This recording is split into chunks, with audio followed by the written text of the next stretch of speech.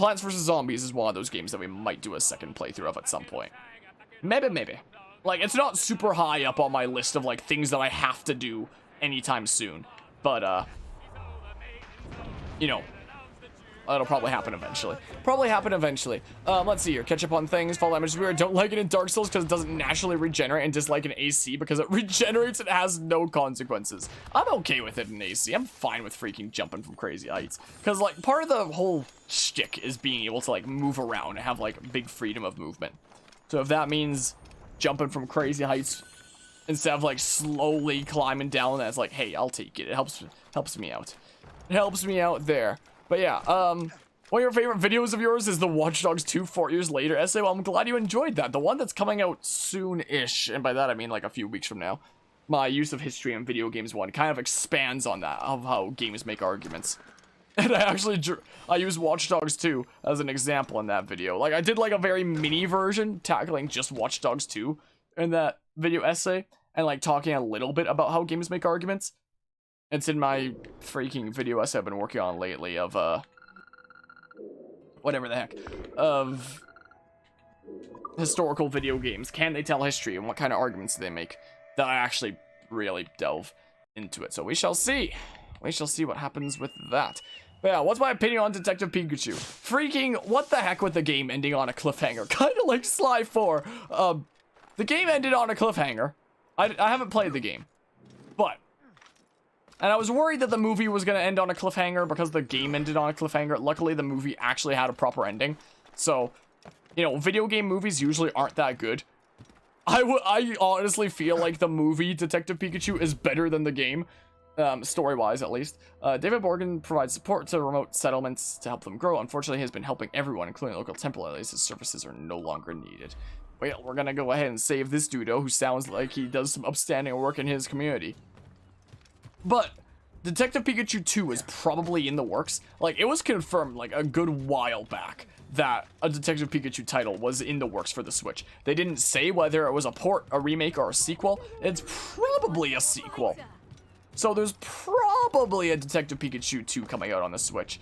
So when it comes to covering things on this channel in order, that also means that, like, on my list of stuff to do here eventually is Detective Pikachu on the 3DS. Oh my goodness, there's a whole lot of them here, isn't there? Wait, can I just, like... whoops, I wanted a shrapnel grenade, but this works fine too, I guess. Whoops. Falcon kick! Falcon kick! Falcon kick! It gets them to contort so weirdly. Gosh darn it. Yeah, I wanted to use the shrapnel, but whatever. So yeah, Detective Pikachu, the 3DS game. I've never played it, but it is on the list of, like, to do, because there's probably a Detective Pikachu 2 on the works. It's not confirmed, but they did say that there was a Detective Pikachu in development on the Switch, so it's probably a sequel. So, doing things in order. You're dead. Why are you here? You're dead. Loot ammo hold. You're dead. Why are you here? Why are you here? Why are you here? What the hell? Why are you here?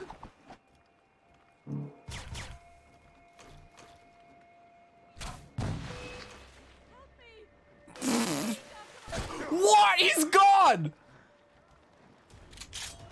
He's just gone now. I am so royally confused. How am I not able to land this shot? He just vanished. I'm so confused. Was what movie based off a video game that... wait, that you played, that you wish was authentic to the video game? I don't know. Well, the Assassin's Creed movie wasn't exactly the best. I haven't seen a lot of video game movies of games I've actually played. With the Assassin's Creed movie, I feel like they were in the right to make a new original plot, rather than, you know, take one of the ones from one of the games. But, the execution, it just wasn't there. It's like, it was intriguing to, you know, have the whole animus and going back and forth between, like, the modern day and the past. But I feel like it went back and forth so much that you never really got to see, like, you know, much development either way. And it felt like seeing the stuff in the past of the Assassin's Creed movie was like IMDb chapter synopsis rather than actually getting to see a story unfold. It's like my complaint with the story of Breath of the Wild, where it's like you don't actually get to experience the story happening. You just get these like chapter synopsises from time to time that like jumps around all these points. That's what I felt with the Assassin's Creed movie. So do I just want to go capture that thing over there right now? So like it's not so much that I wish that movie had stuck true to, you know, the games, but rather I wish it had just stayed true to just choose one time period, modern or in the past, and just stick to it and actually flesh it out, because that's how I felt about the Assassin's Creed movie, at least.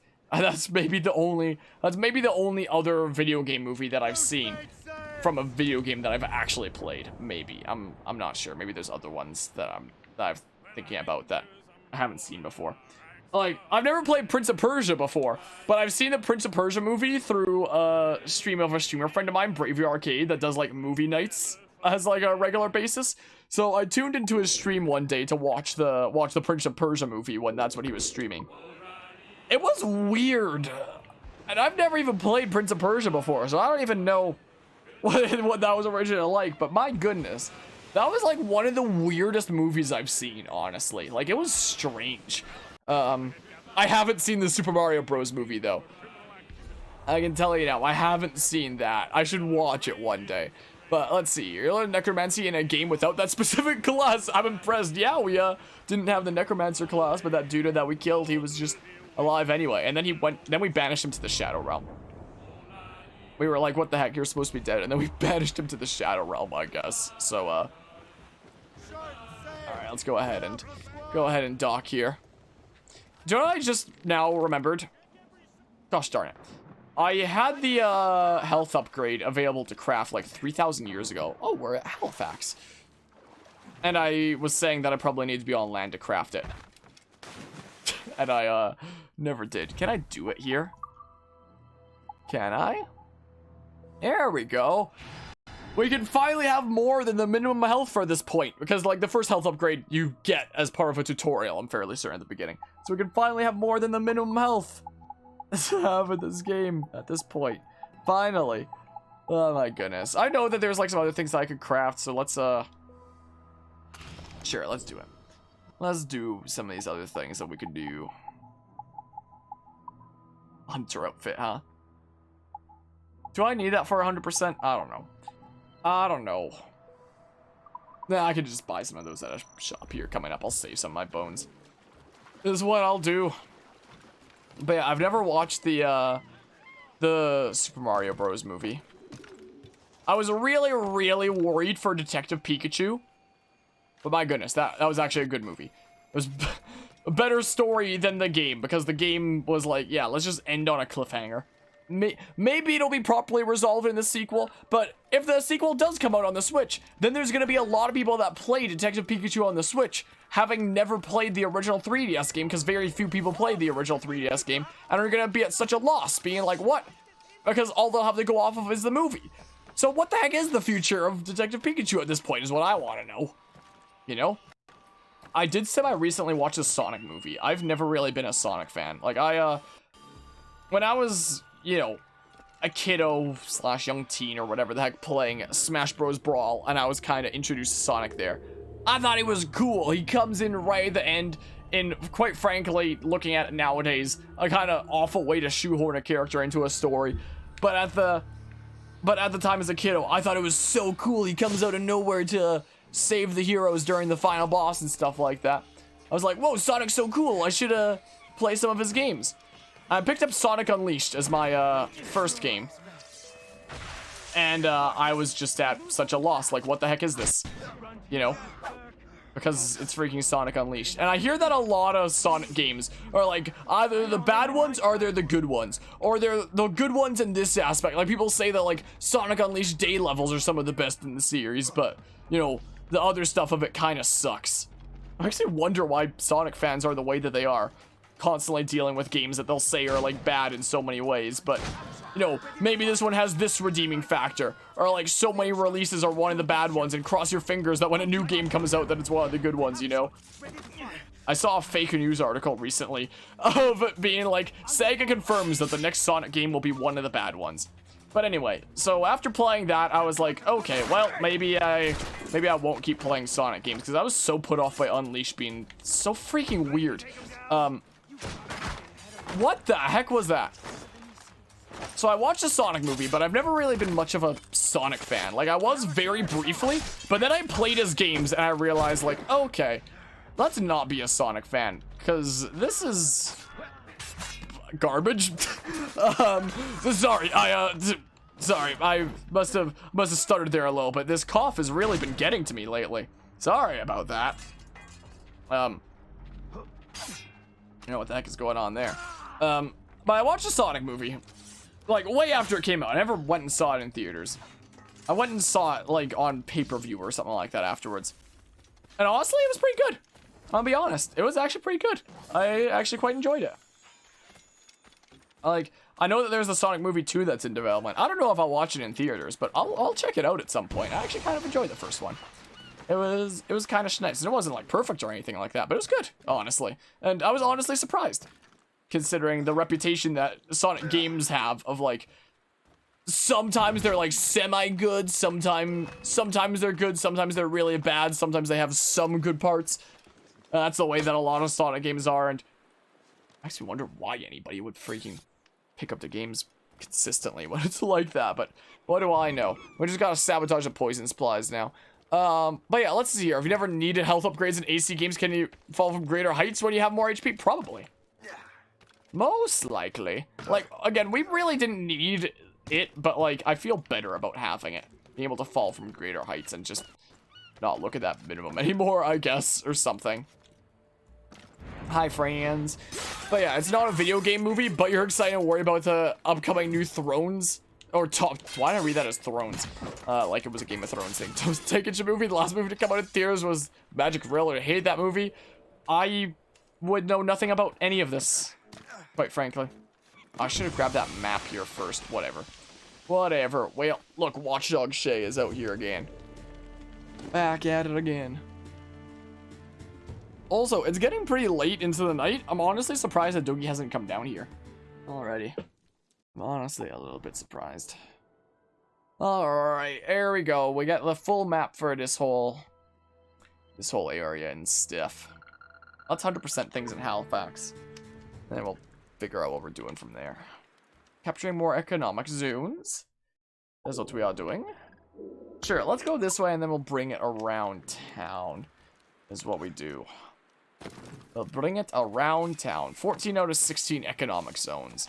So we're almost there. It must just be in, like, the North Atlantic, the two that we're missing now. Must be, huh? Wait, what? Probably jump from there, most likely? Maybe? Can I... No? Well, what the heck? Well, what the heck, then? Hold on, I'll get that shanty later. I'll get it next. And then from here. Okay. I found the way. We found the way over. There we go. Halifax, 2 out of 4 chests. We're getting that sweet completion percentage. Is what we're doing. Well, the shanty teleported a little bit there. Cheats. Yoink. I do feel like shanties are slower in this than AC4, which is honestly good. Or maybe they're the same speed and I'm losing my mind, but they feel slower at least. Liverpool Judy's. I have no idea about that one. But I'm sure I'll love jamming out to it on the ship. I'm certain about that. Sure. I'll fast travel over. This will make this a little bit faster. It'll make it a smidge faster, at least. One trophy can be crafted in the crafting menu. I don't need it. I don't need it. Go around this way.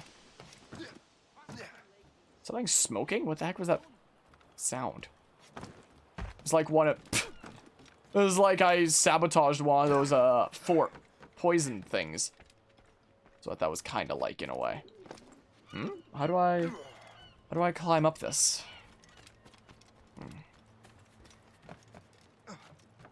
I guess this way. I probably went too much around.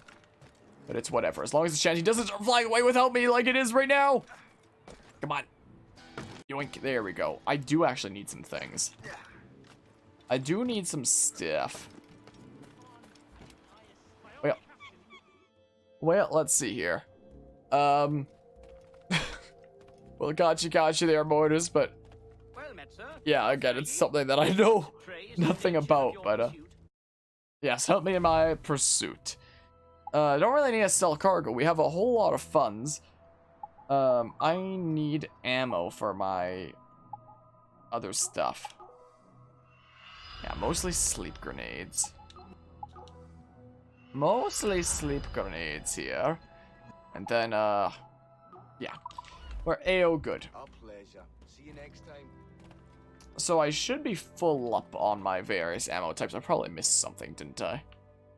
Probably. Now we're good. We're good.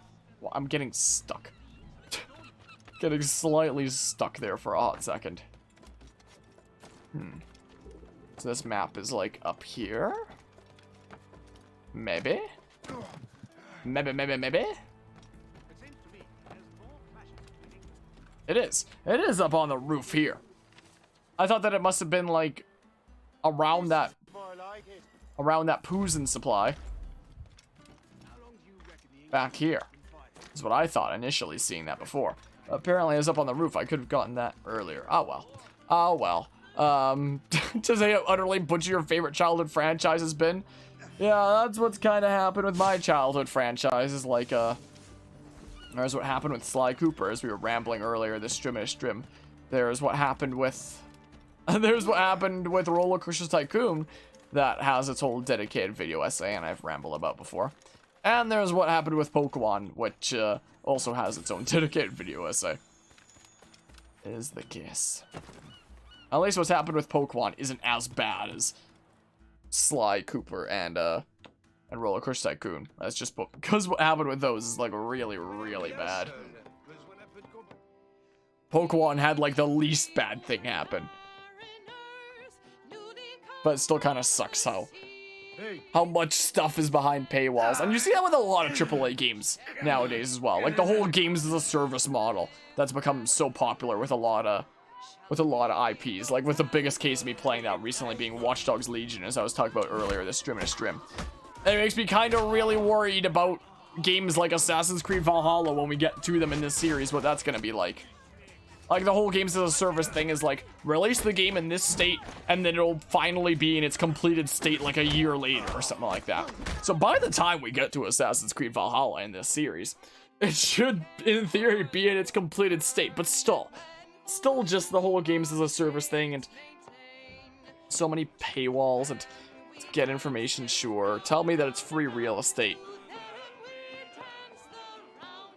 It's actually not free real estate, but I'm here in my garage, just bought this new Lamborghini here, and you can subscribe to my lesson. Yeah, drink that up. What do you tell me about? Naval Convoy. Interesting. Interesting. You buy a full price game and then have to open 1k of loot boxes for a chance to 100% a game. Yeah, that. That's a thing that I've been worried about for like games like that we cover. Like there's not a lot of games that have that kind of model that I cover on this channel.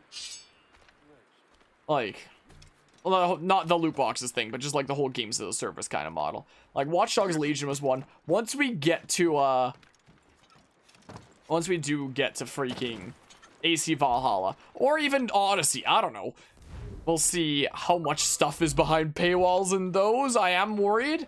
We'll see what it's like. Heck, even during the times of AC4, there were some scummy things being put behind paywalls. Did you know that originally with Assassin's Creed 4 and Rogue, these icons, like your collectibles, wouldn't automatically be marked on the map with a viewpoint? Instead, you would have to pay like a small fee for a time saver pack that would mark them on your map.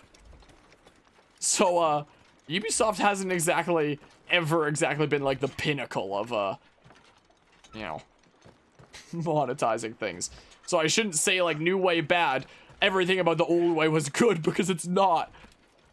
But, you know, I am a little bit worried. I feel like the soonest upcoming, oh, come on. I feel like the soonest upcoming game on this channel that I am worried about about having way too many ways monetized is Tales of Arise. And I've already seen that a little bit, and the game hasn't even come out yet. What is going on with my arm? My goodness. Sounds like Battlefront 2 at launch. Yeah, that's the biggest example I've heard of that. But yeah, with a simple trip, you too can release a broken piece of crap game too. Then patch it together with the fixes. Yeah, absolutely. What the hell? There we go. Halifax 100%ed. Let's jump down. Sweet, I could go right to the hay from there. But yeah, you're miffed at how League of Legends and Valorant skins cost up to $100, but they don't impact the game, and the game looks good even without skins. Yeah, I don't understand. Like, I feel like free games where you're charging for skins, it's like, okay, fine, do that if you want to. I guess I can renovate here now. But my goodness, the prices that they charge for like some skins in some games out there, it's like, what the heck? $20 for a skin, or up to like 100 or something like that. It's like, what the hell? I mean, I don't play a whole lot of those games, so it's not exactly my field, but you know, when Bethesda released Oblivion with a horse armor DLC, I've heard about that. I've heard about that. Or the whole situation with Fallout 76, where there was like a whole bunch of drama going on with that. And apparently the people that bought like the Ultimate Collector's Edition didn't get the, whatever the heck, the fabric bag that they want. They got like a cheap vinyl bag or something like that instead of whatever the heck thing it was. Cheap, like plasticky kind of thing. And the developers were like, oh, sorry that you didn't get the thing that you were promised. Here's $5 of in-game currency. When $5 of in-game currency would cover like the fourth of a cost towards a skin, or it would give you like a flooring or something like that. It could get you like half of like a third or a half of like some cosmetic or something like that. It's like, whoa, what the heck? You know, stuff like that I find very jarring. But your friend's League account has 8,500 bucks worth of skins. What the heck? It makes sense how those games can make so much money. But also you understand the price, considering how much effort goes into making the skins. They're mostly high quality and Riot games. Well, that's good at least. And if it's a game where like it is, you know, a free-to-play kind of thing, or a cheap game to play. Like, for example, Dead by Daylight has that kind of model. Like, Dead by Daylight is not a free-to-play game, but it's hella cheap. At regular price, that game's like 20 bucks. On sale, that game's $10. So a lot of the revenue that they make off of Dead by Daylight to continue development for that is off of the DLCs that they'll release with like more killers and all that stuff. Like they have Pinhead coming up in an upcoming DLC, for example. I need the pelts, I'm sorry. Or their skins with their whole in-game store and the Oryx cells and such in that game. So that kind of thing makes sense. Brave Arcade raiding with a party of two. Nobody expects the Spanish Inquisition. I appreciate the raid there, Marv. How did your stream to stream go? What were you streaming today, if you don't mind me asking? What was happening? Welcome to our Assassin's Creed Rogue shenanigans. We were just doing some stuff here. We were talking about video game movies earlier this stream. And I was talking about you. I was talking about your freaking streaming movie nights when we were talking about video game movies, because I was talking about how I saw the freaking Prince of Persia movie over on your stream, and I thought it was a hella weird. So when we were talking about video game movies earlier this stream, you came up in conversation, just so you know. My goodness, it's gonna be a legend, senpai. Oh my goodness. But canvas, but it was made from plastic. That's what it was. Supposed to get a canvas bag. I'm getting myself all mixed up. But yeah, I appreciate the raid there. Should be some No More Heroes 3. Nice. I've heard a lot about the No More Heroes series. Something I've never played myself. Something that maybe we'll cover on this channel eventually. Maybe? I don't know. I've never played them before. I know like nothing about them. So the Persia movie is as boring as jazz. It was certainly weird. I was intrigued by it watching it there. I was intrigued, but then it was just like, I don't know. That was just weird. I don't know. It was strange. But yeah, and hello, Lancer. Bet you didn't expect that. I get absolutely rated, nerd. An early access thing on Steam is what kickstarted releasing incomplete broken games and fix it later. And mobile games kickstarted the microtransactions crap. And so we see the industry kind of get to this point. like I was saying, the game that I'm most worried about that we'll be covering like the soonest on this channel is Tales of Arise. That's coming out, I believe, on September 9th. By the time this video is uploaded to YouTube, it'll already have been out, and it'll already have started being covered on the channel. When I cover games on this channel, I like covering like the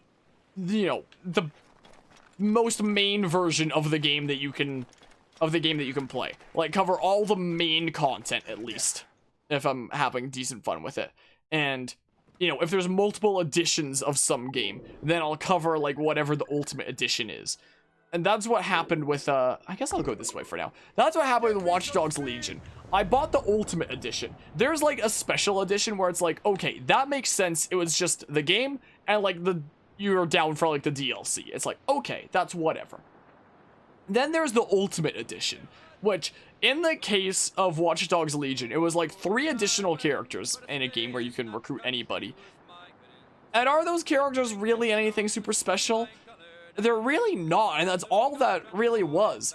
So, like, here in Canada, the regular edition was like $80. The special edition was $120, I believe, which is just the game with the DLC. And then, like, the Ultimate Edition was, like, $180 or $160 or something. I think it was $160.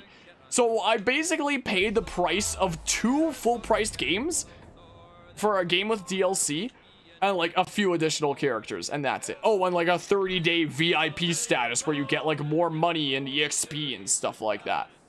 Stuff that the developers don't have to make any effort into making. It's just like, oh, here's a status kind of thingamabob. I'm taking out this convoy. No More Heroes 3 is just great because there's a hoodie you can wear that says fuck racism in big orange letters.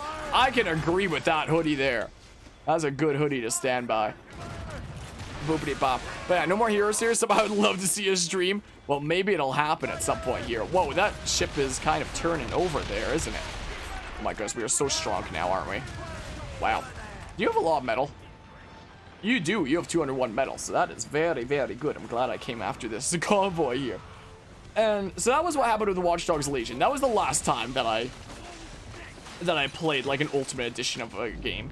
But with Tales of Arise coming up in like a week and a half-ish from now, that is another game that had multiple editions.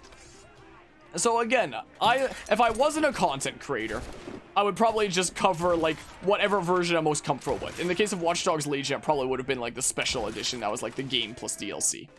Is what it probably would have been. What I would have picked up. With Tales of Arise, it also had like 3 different editions that you could pick up. There was a standard version, that was the game.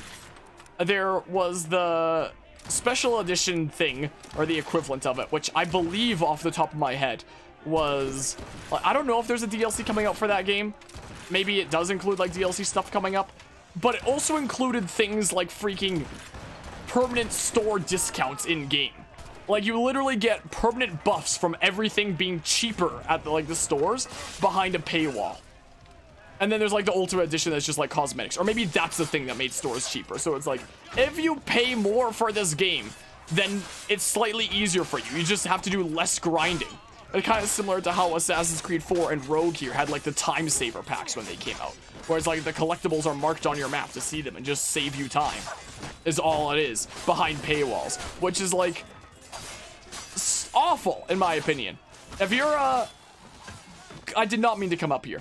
If you're doing something that just saves your players time and putting that behind paywalls, whether that be freaking Brave Arcade something for 3 months, hold on, whether that be freaking in-store discounts or marking things on the map, that's awful. Like, that's just downright. Where's the other officer? Is he here apparently? Vulcan stab. My goodness.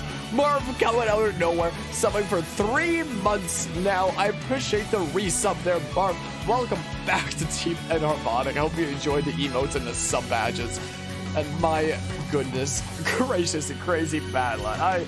I appreciate that.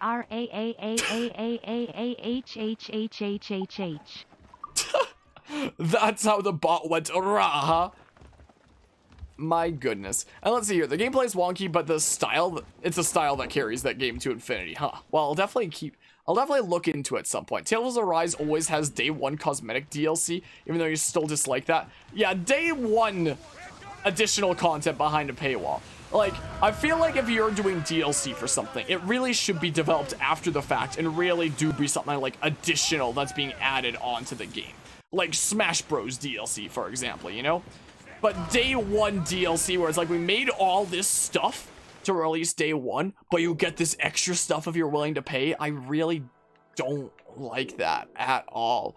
I want to remember the Xbox 360 game Small Arms. I can't say I've ever heard of it before. But yeah, Until the Rise looks promising. I hope it winds up being good. It's because you look like Terry Bogard. That's why we get along. That's the answer there. I just embody the spirit of Terry Bogard. Hold on. I'm going to look it up here. What exactly are the version differences again? Because I picked up the ultimate... Because again, if there's multiple editions, I'm covering it on this channel. I'm going to pick up like the ultimate edition. And... you know, even if I feel like it's not worth it. And if I play it and feel like it's not worth it, I'll call it out and that'll be part of my review as I cover it on this channel. So I picked up I've pre-ordered the Ultimate Edition of Tales of Arise. I was salty about it. Tales of Arise version differences. Because what are all of them? Like, I don't know them all off the top of my head. All I know is I pre-ordered the Ultimate Edition and I'm salty about it, quite frankly. I can't say I know that. I haven't heard of it before. So what was the thing here? Okay, so the day one retail plan. Also, there's also games that try to get you to like buy games right at launch by giving like day one bonuses as well. Like that happened with Assassin's Creed Valhalla, for example, and it even pushed me to think about potentially picking it up way before I cover it. But I didn't. I don't own that game. I didn't pick it up back then. Even though I knew I wasn't going to be covering it on the channel for a while, I was still like, whoa, there's day one stuff that you don't get otherwise. Maybe I should pick this up day one, even if it's not covered on the channel for a while. It creates the fear of missing out. It's like 3D All-Stars, where it's like, you can only buy 3D All-Stars during, you know, this time period. Then we just kind of stop selling it. So I also really don't like it when games try to, you know, incite the fear of missing out, where it's like the pre-order bonus. So you get exclusive costumes and exclusive cooking recipes. That's like the regular base game if you pre-order that. Digital Deluxe Edition, premium item. So it isn't even like a DLC thing later. So yeah, if you buy like the special edition kind of thing, then you get like the full game, more costumes, and you get like some free stuff. So it's just like cosmetic stuff and like some additional things. Contains gold, cooking items, and boosts. Some additional boosts where it's like this stuff where the developers don't have to do any extra work to charge more.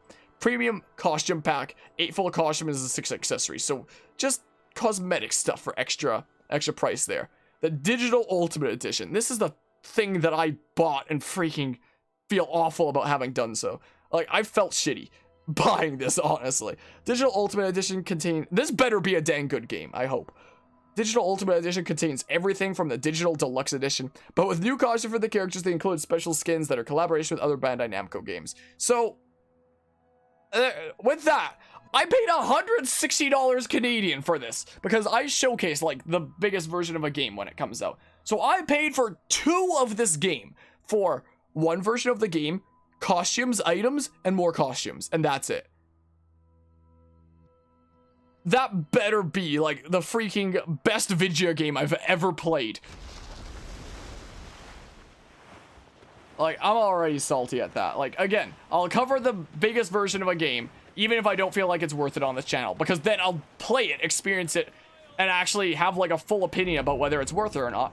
And I'll say that as I'm covering it, and that'll be part of, like, my full review of said game. But as is, I am not very impressed about paying for 2 games for freaking costumes, you know? Like items and boosts and stuff like that. My goodness, let's see here. As the last players straight pay extra money to unlock all top tier weapons you're supposed to earn in the game in Battlefield 4. Yikes. And Tales series needed a refresh in terms of gameplay. The only Tales game I've played thus far is Tales of Vesperia, which we played earlier this year, so I've got like a big generational jump between that and Tales of Arise here. I haven't played any of the other recent ones. I didn't even realize Tales was a series that existed before this year. I'd heard of Tales of Symphonia, but I just thought it was like a game, not like a series of games, you know?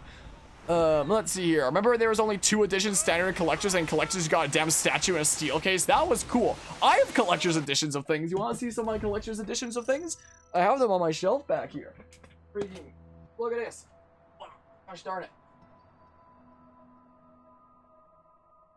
I have collector's editions for both Xenoblade Chronicles games on the Switch that I keep up on my shelf over there. We got Xenoblade Chronicles Definitive Edition. We got Xenoblade Chronicles 2. These were massive pains in the butt to get, honestly. But I managed to snag one of each of them, luckily.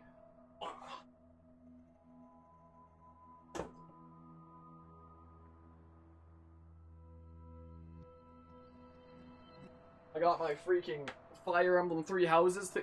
Oh, that's the regular Fire Emblem thing. My Fire Emblem Three Houses one is actually on the shelf back there, a bit more heading.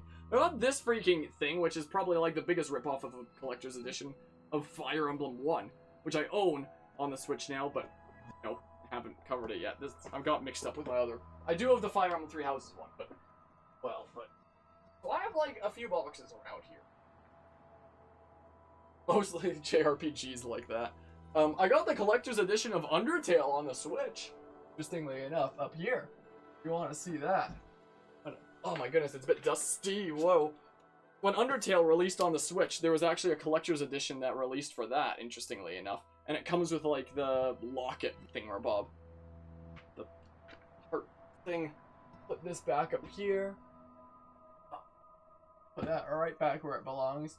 So in case you didn't know about Undertale having a collector's edition, it does. I have it. So I have a few collector's editions around here. I definitely do. And at least with like physical collector's editions, those give you like cool physical things. For example, for you to put up on your shelf and be like all cool and stuff, you know? Like, I'm okay with like physical collector's editions because it's like, whoa, look at all this cool stuff that I can slap on my shelves as like cool collector's items. And I'm also okay with like versions of a game where it's like a special edition, where it's like you have the game, whoops, there's no doggy cam right now, where you have the game and you're down for the DLC when it comes out. Like, you don't have to pay for it. Like, you're already down for both the game and DLC. I'm okay with that. But, you know, situations like Tales of Arise, where it's like, buy our game basically twice, and you'll get like some costumes and items and things. It's like, what the hell, you know? It's like, what the heck? But yeah, let's just see here. Remember Sonic Lost World offered 25 lives extra pack if you pre-ordered? What the hell? It's weird. But yeah, fear of missing out is something all gamers deal with. And yeah, FOMO is something video games exploit, unfortunately. Unfortunately. Whether it be like get a pre-order bonus with this game, or maybe there's like a timed event that you'll see in like many games. Might turn down the game sound a little bit. Maybe I turned it up too much before. I'll turn it down a decibel and a half. Like that. Yeah, whether it be like pre-order bonuses, freaking timed events, or even timed releases like 3D All-Stars. Stuff like that. But yeah, and the demo of it was good. Well, that's good. I haven't looked into any of it, so I go into like the actual full game blind. I would have played the demo on this channel if I could have, but apparently it's only on consoles and not PC, so I couldn't. So I could not, unfortunately. So I'll be going into like it like basically completely blind, only really seeing some trailers and some very basic gameplay footage. When it comes out, we shall see. I wasn't sure if I could throw it that far. Let's see. Only Tales game you're familiar with is Symphonia and Berseria. You have the collector's edition of Radiant Historia on the 3DS, and the guy EB Games just gave it to you? Wait, what do you mean he just gave it to you? Yeah, what? How does that happen? But I don't fall for it. You refuse to buy any game day one. Yeah, I'll cover games day one if they're things that I'm already planning on covering on this channel anyway, like Tales of Arise. Like, I didn't pre-order it because of the fear of missing out. I pre-ordered that because, you know, I'm planning on covering it right when it comes out. But a situation where I wasn't going to be covering it right when it came out, and, there was a fear of missing out, as I was talking about before, Assassin's Creed Valhalla. It was like, oh, there's like a whole exclusive mission just to pre-ordering. There's like a whole exclusive story mission just by pre-ordering the game. And I looked at that and I was like, well, I am planning on covering this on the channel eventually. Should I just like pre-order it then? And then when I eventually play it on the channel, you know, it includes the thing that's the stupid pre-order bonus. But I didn't. To this day, I don't yet own Valhalla. I own all the other AC games because I picked them up during like various Steam summer sales and stuff. But to this day, I don't own Valhalla. But it was for people like me that are like, I'm gonna play it eventually, but maybe not right at release, that they try to get you with that fear of missing out. But like, I'll still pre-order a game if I'm planning on covering it on this channel when it releases. I was not planning on covering Assassin's Creed Valhalla when it releases, because we have all these other Assassin's Creed games to go through first, and we do things in order on this channel, you know? So the only point to me freaking pre-ordering it when I wasn't even gonna be covering it for a while would be that pre-order bonus, and it's so scummy. The whole AAA gaming space is like getting more and more underhanded tactics as time goes on. Come on, there we go. And it really hurts to see. It really hurts as a gamer to see like the directions the gaming industry as a whole is kind of going towards. Like we're seeing less and less innovation, as we were discussing earlier, with, you know, budgets getting crazier for games and them wanting to take less risk. So games are getting more and more samey with less and less innovation. And they're being charged more prices for, like, in more different ways. Or being charged more for, like, less new stuff, essentially, is one way of looking at it as time goes on. And it kinda sucks. But yeah, I bought the game at EB Games, and you guess the guy just assumed you bought the collector's version. You got all the collector stuff. Don't know why, but you have it. What the heck? Yeah, day one story DLC mission. Well, it was some mission. It was some mission. I don't know if it was, like, important to the story or what it was. I can Google it. Huh? Oh, my allies are going down there.